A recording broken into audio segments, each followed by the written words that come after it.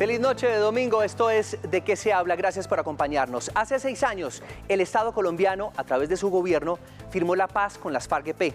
Ese año, 2016, las campanas de esperanza en Colombia sonaron en todo el territorio nacional por una firma que nos llevaría tal vez a construir el país de la concordia. Sin embargo, según Naciones Unidas, 345.000 colombianos han sido víctimas de la violencia armada durante este año, durante el 2022. En RTBC asumimos la tarea de profundizar en los temas que más afectan a todos los ciudadanos. La paz es uno de los temas prioritarios del actual gobierno nacional para asegurar un futuro de todos los colombianos. Esto es ¿De qué se habla? Bienvenidos. En Colombia se habla de la paz que aún no llega.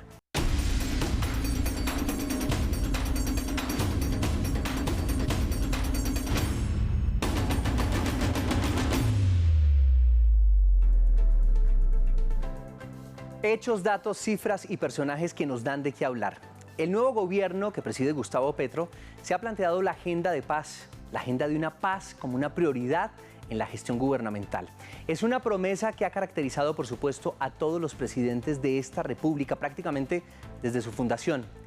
¿Será que en este gobierno se logrará la paz total que ambiciona el presidente y que, por supuesto, anhelamos y esperamos todos los colombianos? Por lo pronto, presten mucha atención al siguiente reportaje y escuchemos a nuestros conciudadanos del Putumayo.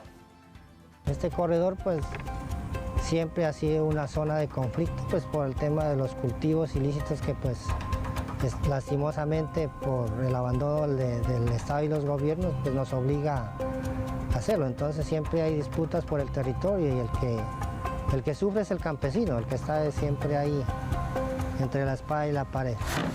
A partir del acuerdo de paz en este país, el espacio que ocupaba las FARC en el Putumayo, por ejemplo, quedó al garete. Y pienso que el Estado fue incapaz de ocupar esos espacios, que hoy lo ocupan, digamos, organizaciones al servicio eminentemente del narcotráfico. Y eso está generando una gran problemática de orden público aquí en el departamento. Se pensaba que con los acuerdos de paz se iba a lograr mucha paz acá en el territorio, pero digamos eso pues ha ayudado mucho. Ojalá se hubieran seguido cumpliendo, pero como te digo hay mucho interés en varios factores pues que ponen en riesgo a los mismos campesinos.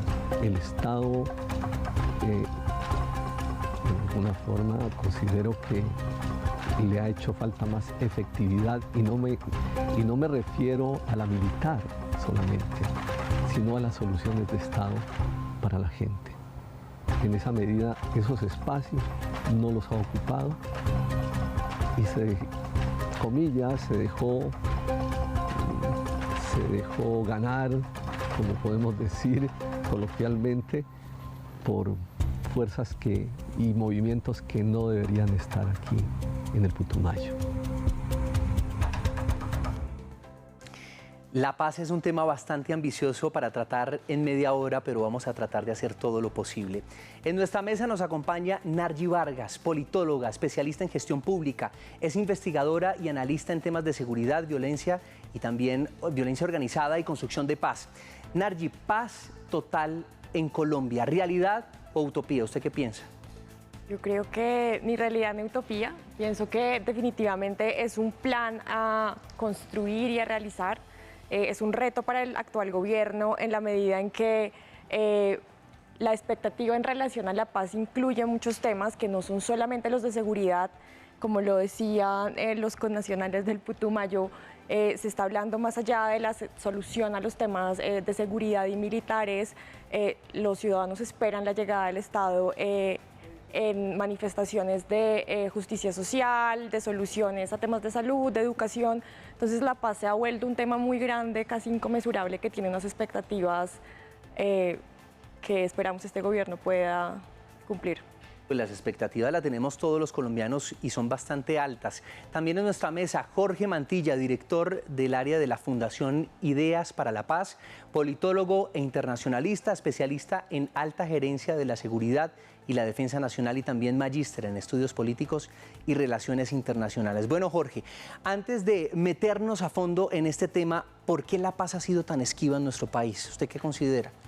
Yo creo que hay unos ciclos de violencia que el país ha sido incapaz de resolver. Esos ciclos han estado atados a unos problemas territoriales que uno identifica muy claramente en esta geografía de la violencia que tiene hoy Colombia. Por ejemplo, el tema de las fronteras, tanto la frontera con Venezuela, la frontera con Ecuador, con Panamá, ha sido problemas irresueltos. Problemas relacionados, por ejemplo, con los temas de tierras.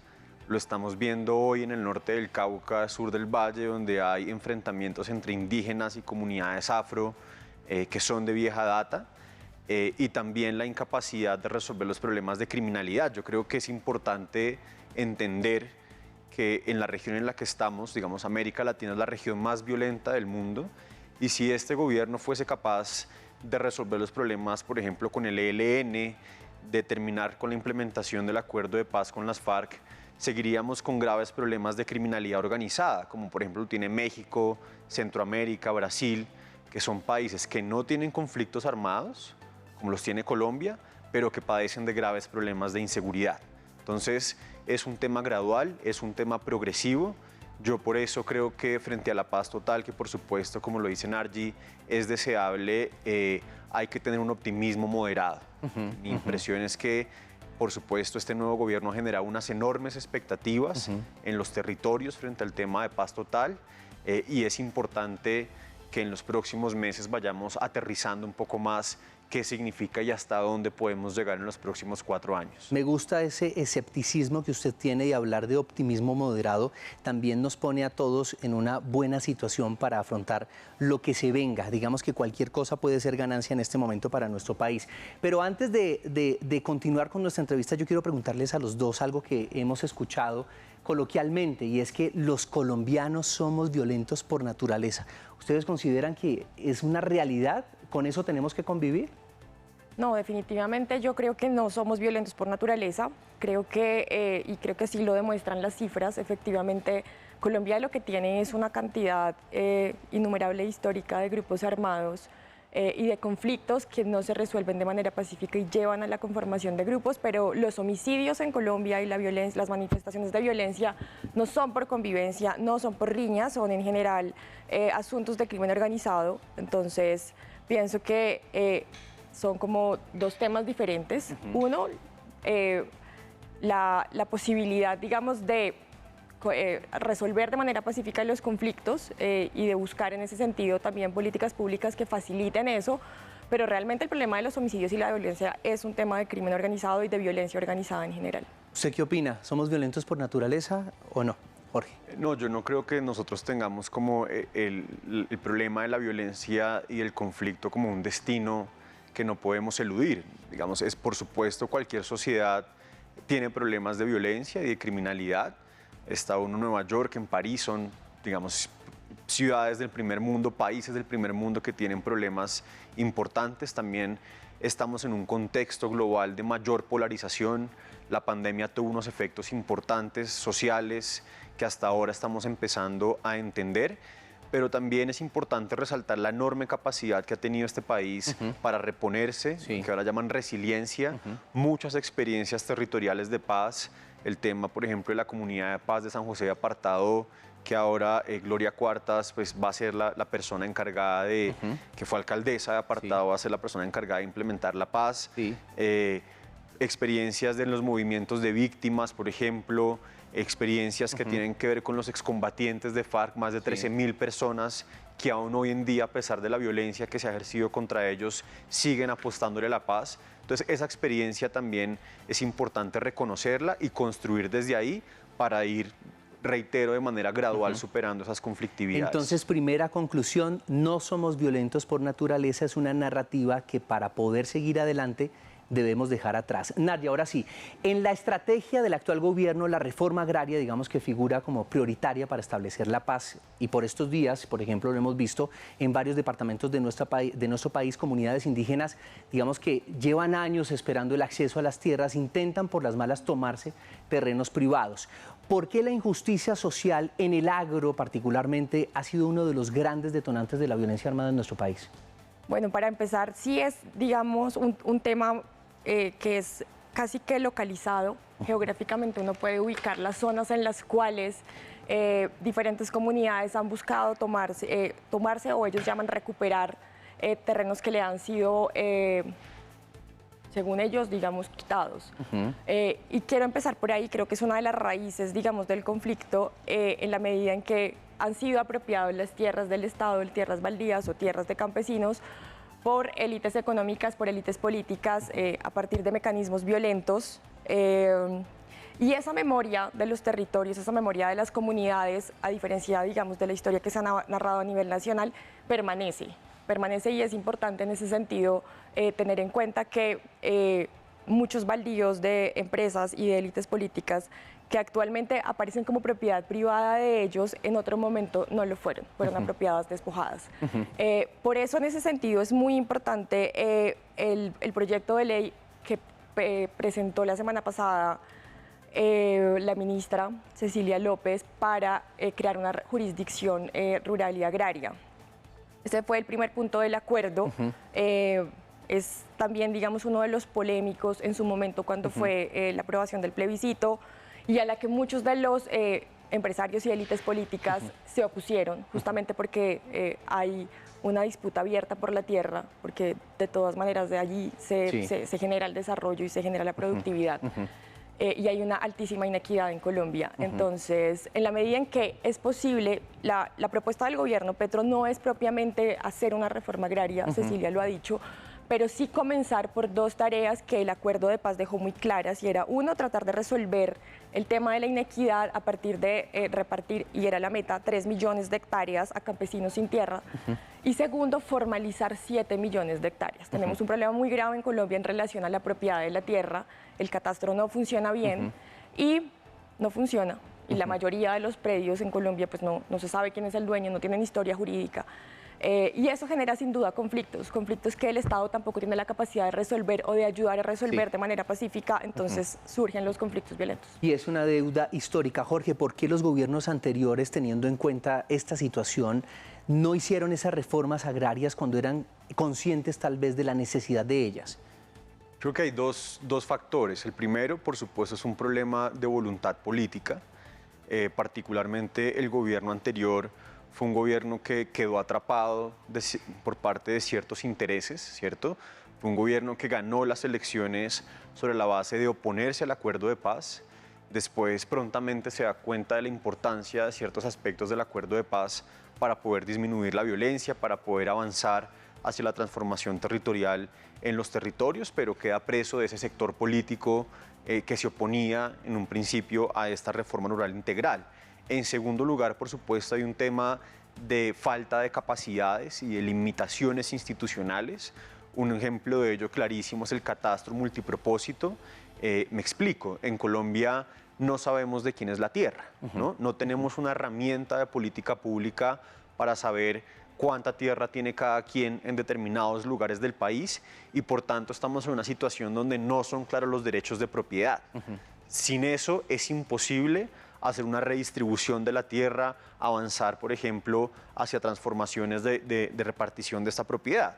Y eso también nos pone otro problema institucional, y es la superposición de distintas regulaciones. Ustedes piensan, por ejemplo, en el Parque Nacional Chiviriquete y en este arco de la deforestación, que es un grave problema que tenemos hoy en Caquetá, Meta, Guaviare.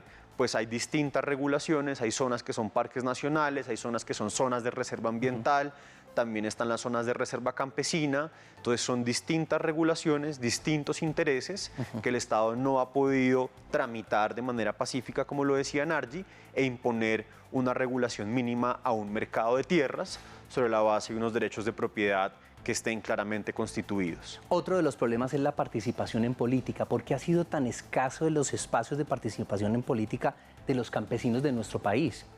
Estoy pensando que justo estás nombrando como los dos temas en los cuales este gobierno se quedó más colgado en relación a la implementación.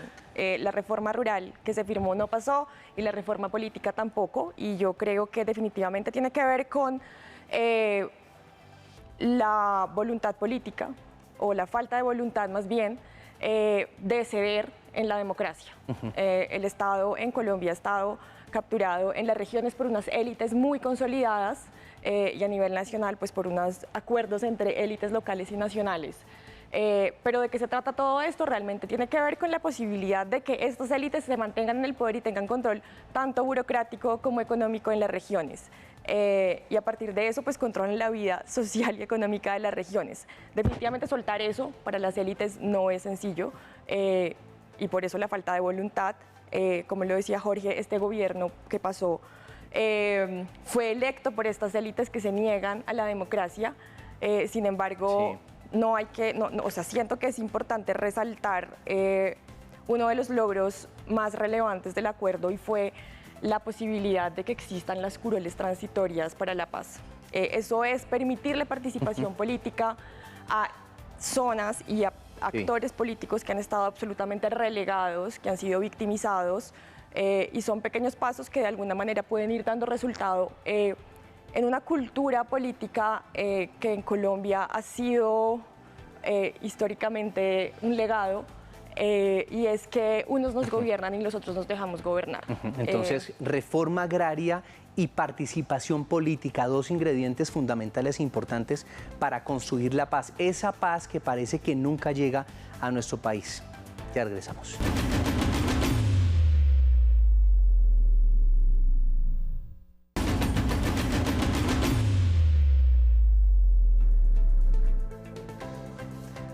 Continuamos en De qué se habla, y se habla, por supuesto, de la paz, que lamentablemente pues, no nos ha llegado, no lo hemos visto, por lo menos en las regiones de nuestro país. Desde el departamento del Guaviare, sus habitantes nos hablan sobre su visión de la paz. Veamos. Las FARC históricamente hicieron presencia en el departamento del Guaviare, fueron en algunas épocas dominados y el control total lo tenían las FARC. Y ahora pues con los acuerdos de paz que se firmaron, ya las personas tienen más acceso al departamento para disfrutar de esos paraísos escondidos que teníamos acá en el Guaviare. El Guaviare hoy lo visualizamos como una región con inmensas oportunidades. Tengan en cuenta de que aquí hay gente buena. Siempre hemos votado por aquella persona que confiamos que es la mejor. Nosotros esperamos que verdaderamente esa persona nos dé confianza, en respeto, en todo. Aspiramos y esperamos de que ese presidente verdaderamente sienta la necesidad de Colombia. Anteriormente era más inseguridad. El llegar a usted a un sitio donde de pronto no lo conocían y alguien lo abordara a preguntarle por su nombre, pues ya había inseguridad por ese momento. En San José del Guaviare y parte también del Meta, que era Puerto Concordia, se presentaban esos problemas. Las FARC históricamente hicieron presencia en el departamento del Guaviare. De hecho, muchos de nuestros municipios, Retorno, Calamar y Miraflores, fueron en algunas épocas dominados y el control total lo tenían las FARC. Donde uno no podía transitar libremente por las carreteras y las vías y las trochas. Ahora pues con todo lo que se firmó de los acuerdos de paz, ya pues se siente más tranquilidad, ya las personas tienen más acceso al departamento para disfrutar de esos paraísos escondidos que teníamos acá en el Guaviare. Esta valla se la hice yo hace por ahí unos 20 años. Para que no tocaran las pinturas. Hoy día la convivencia con las comunidades es muy armoniosa, se trabajan en muchos procesos comunitarios, proyectos productivos, tanto los reincorporados como las comunidades. Entendemos que es un proceso que nos va a llevar 15, 20 años o más, implementarlo, desarrollarlo, pero hoy el Guaviare lo estamos viendo con otra visión, queremos superar esa dependencia de los cultivos ilícitos, las comunidades quieren dejar eso que eso sea parte de la historia del departamento y que podamos avanzar en términos de desarrollo, pero dentro de la legalidad. Hay una necesidad enorme de la paz en las regiones de nuestro país. Una cosa es hablar de paz desde Bogotá y otra lo que nos llegan desde nuestras regiones en todo el territorio nacional. Aquí hay varios actores y digamos que varias circunstancias que han jugado a favor de la guerra tal vez. Y uno de los factores que complejiza aún más el conflicto en nuestro país ha sido sin duda el narcotráfico. ¿Es posible negociar con narcotraficantes para alcanzar la paz total, sobre todo teniendo en cuenta que el mundo tiene una gran demanda de droga actualmente y que Colombia es una de las principales proveedoras, Nargi? En definitiva, el narcotráfico es y será siempre un motor de violencia en la medida en que siempre va a necesitar de implicar grupos armados para que le preste el servicio de seguridad a ese negocio que es demasiado boyante en el país. Pero no es posible avanzar en un sometimiento o acogimiento a la justicia para, digamos, sacar del país a esos actores Sí. que hacen hoy parte, digamos, de todos los grupos que generan violencia, si no se piensa también en cómo darle un abordaje al narcotráfico. Me explico. No puedes desmovilizar grupos y pensar que van a dejar de narcotraficar cuando el narcotráfico como negocio permanece. Sí, ¿cómo dejar de narcotraficar? Eso me parece clave. ¿Realmente sí es viable o es un sueño someter a estos narcotraficantes a la justicia? Yo creo que es verdaderamente difícil, ahí hay un gran reto, sobre todo de información, es decir, no pareciera que el gobierno tuviese tan claro quién es el Clan del Golfo. Digamos, es un grupo que tiene diferentes formatos, en algunos lugares expresa una narrativa política y se hace llamar Autodefensas Gaitanistas de Colombia, hay diferentes sectores dentro del Clan del Golfo. Entonces, una primera pregunta es hasta qué punto estos grupos son capaces de garantizar un sometimiento de carácter colectivo. Esto puede llevar a una fragmentación, ya lo vimos en su momento con los caparros en el nordeste antioqueño, pero además también hay un enorme reto y es la diversificación de esas economías. Digamos, uno ve estos grupos no solamente están dedicados al narcotráfico, sino también a la minería ilegal, a la extorsión. En algunas regiones del país controlan presupuestos públicos, están también metidos en temas de captura del Estado, de corrupción, el caso por ejemplo del EL en Arauca, Clan del Golfo en toda la parte norte del Chocó y el Golfo de Urabá. Entonces hay un enorme reto de cara uno al narcotráfico, pero sobre todo hay una discusión que tiene que ser más amplia y es la de las economías ilícitas, que están también detrás de toda esta violencia y esta capacidad que demuestran estos grupos. Pues quiero saber de manera explícita ustedes qué piensan de los puntos clave que propone la paz total del presidente Gustavo Petro. Primero, una política de paz es política de Estado. El segundo es el plan para la sustitución de cultivos, acuerdos parciales y totales con actores del conflicto, seguridad humana, un camino hacia la paz. El quinto es la cooperación de todos los ministerios, un trabajo, digamos, intersectorial para una paz duradera. ¿Qué opina usted, Nargibe? ¿Sí vamos camino hacia esa paz anhelada? Creo que hay unos puntos que pueden ser más o menos abstractos. Hoy seguridad humana sigue siendo un significante vacío. ¿A qué se refieren con eso? No está claro. Sin embargo, quiero hacer énfasis en el último de los puntos, que es realmente poner en los territorios a todos los sectores para que de alguna manera haya articulación interinstitucional en la provisión de servicios y de bienes en los territorios. Está la idea un poco de que el Estado solamente se presencia en las regiones a partir del componente militar o del ejército, y eso permite que los grupos lleguen a proveer otro tipo de servicios, un poco lo que les permite lograr ser autoridad en los territorios. Entonces creo que, y esto está en el proyecto de ley de paz completa, que es buscar que diferentes ministerios logren articular en territorio la implementación de los acuerdos y de otros acuerdos que hubo en el marco de los PEDET. Entonces creo que eso es muy clave. Sin embargo, realmente el tema de las economías ilegales sigue siendo una agenda muy amplia. Por una razón, y es que desarticular o desmantelar economías ilegales implica temas de seguridad, pero también temas de justicia, implica un componente muy fuerte de investigación, temas de corrupción. Se tiene la idea un poco de que las economías ilegales solamente están vinculando actores armados cuando el tema, por ejemplo, de lavado de activos, de provisión de insumos, sigue estando en manos de un amplio espectro legal en el país. Y llegar, digamos, a poder abordar o atacar esos eslabones de las economías ilegales es mucho más difícil, implica mucho más que voluntad política, implica capacidad de investigación, capacidad de judicialización, implica sobre todo tiempo. Y yo creo que este plan, que es ambicioso y que seguramente este gobierno se va a proponer realmente cumplir, pues 4 años para lograrlo, para empezar los términos de los tiempos normativos, administrativos, puede ser un poco complicado. Se habla de la necesidad de justicia, verdad y reparación. Ya tuvimos, digamos, un primer escenario y es la paz con las FARC. ¿Estos 3 ítems se han cumplido en esta paz con las FARC, usted cree? Se han cumplido parcialmente. Digamos, hace poco la nueva directora de la unidad de víctimas decía que no había presupuesto para reparar a las víctimas. Los cálculos hablan de que el país tardaría 60 años en reparar la totalidad de víctimas, con el agravante de que después del 2016 tenemos nuevas víctimas. Hay una violencia que persiste. El nivel de desplazamiento forzado en el país que tuvimos el año pasado es similar al del 2010, el más alto de la última década. Entonces es un doble reto.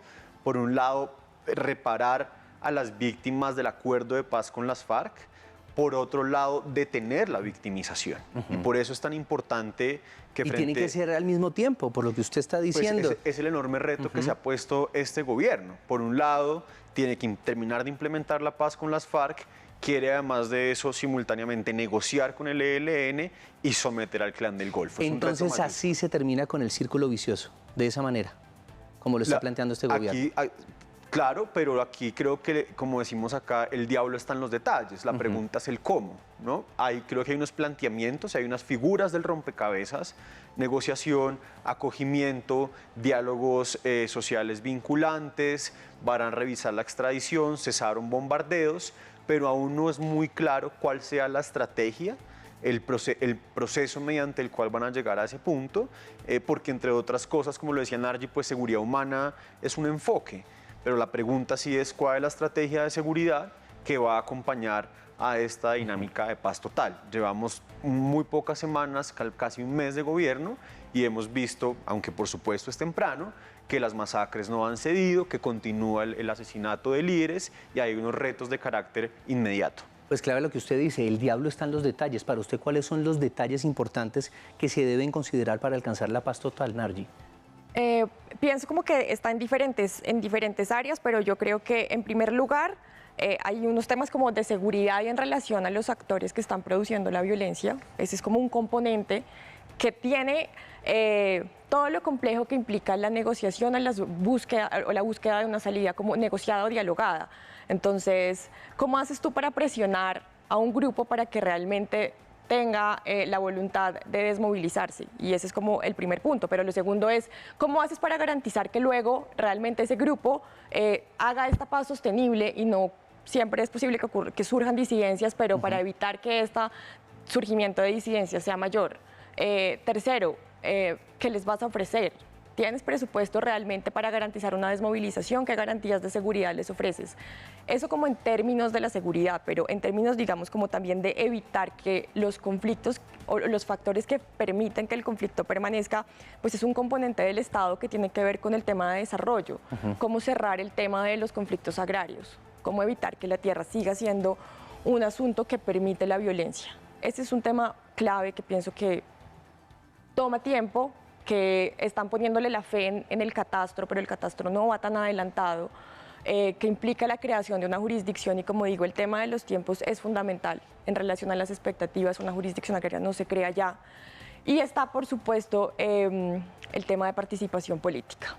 Bueno, pues grandes retos realmente tiene nuestro país, y es que estudios de Indepaz, el Instituto de Estudios para el Desarrollo de la Paz, confirman que en Colombia entre los años 2020 y 2022 se produjeron, ojo, un total de 259 masacres que causaron la muerte de 959 colombianos. La paz es progreso, la paz es concordia, la paz es saber compartir, es el reconocimiento de los derechos y, por supuesto, es respetar. Y sobre todo, la paz es saber que una nación la debemos construir entre todos. Y este es el objetivo que realmente se logra si compartimos todos esa misma necesidad. Ahí sí se hablará en Colombia de la paz total. A ustedes muchas gracias por acompañarnos y a ustedes también gracias por estar en De qué se habla los domingos, 9:30 de la noche. Los esperamos. Chao.